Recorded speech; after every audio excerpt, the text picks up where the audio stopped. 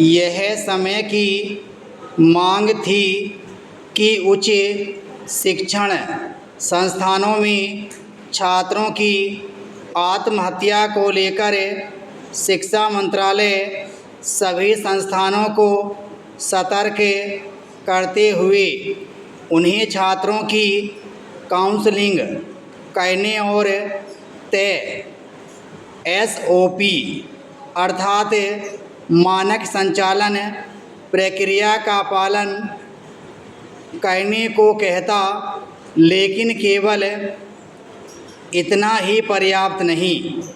उसे यह सुनिश्चित करना चाहिए कि सभी उच्च शिक्षा संस्थानों में वह तंत्र पर्याप्त क्षमता, संवेदनशीलता और संसाधनों के साथ सक्रिय है या नहीं, जिस पर अवसाद ग्रस्त या किसी अन्य समस्या से घिरे छात्रों की काउंसलिंग करने का उत्तरदायित्व होता है। उच्च शिक्षा संस्थानों में छात्रों की आत्महत्याओं पर समय समय पर विभिन्न स्तरों पर चिंता जताने और उन्हें रोकने की आवश्यकता पर बल देने के बाद भी बात बनती दिख नहीं रही है।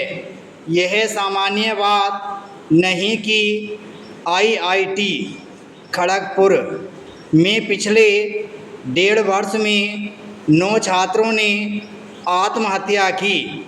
इसी तरह NIT कुरुक्षेत्र में बीते 2 महीनों में 3 छात्रों और 1 छात्रा ने अपनी जान दे दी। इन दोनों शिक्षा संस्थानों में इतने कम समय में इतने अधिक विद्यार्थियों की आत्महत्या सामान्य बात नहीं। दुर्भाग्य से विभिन्न शिक्षा संस्थानों में छात्रों की आत्महत्या के मामले रहकर सामने आते ही रहते हैं।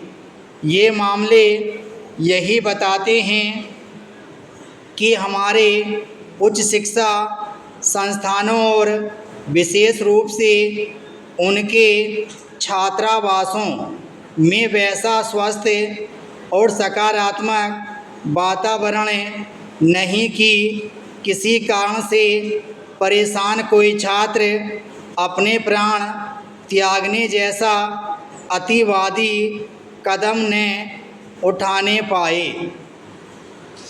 छात्र छात्राएं भिन्न भिन्न कारणों से आत्महत्या करते हैं। कोई परीक्षा में लगातार असफलता से निराश होकर अपनी जान दे देता है। कोई नए माहौल में खुद को समायोजित न कर पाने के कारण, कोई हीन भावना से घिर जाने के चलते और कोई अपने साथ जातिगत क्षेत्रगत भेदभाव के कारण। कुछ मामलों में कोई छात्र अपने साथी छात्रों द्वारा ही दुर्व्यवहार का शिकार होकर आत्महत्या कर लेता है। कई बार यह दुर्व्यवहार रैगिंग के रूप में होता है। इसके अलावा अन्य कारणों से भी छात्र आत्महत्या करते हैं। उन्हें ऐसा करने से तभी रोका जा सकता है जब उनकी निराशा, उदासी, अकेलेपन अथवा उनके बदले व्यवहार को समय रहते भांपा जा सके और उनकी सही तरह काउंसलिंग की जा सके।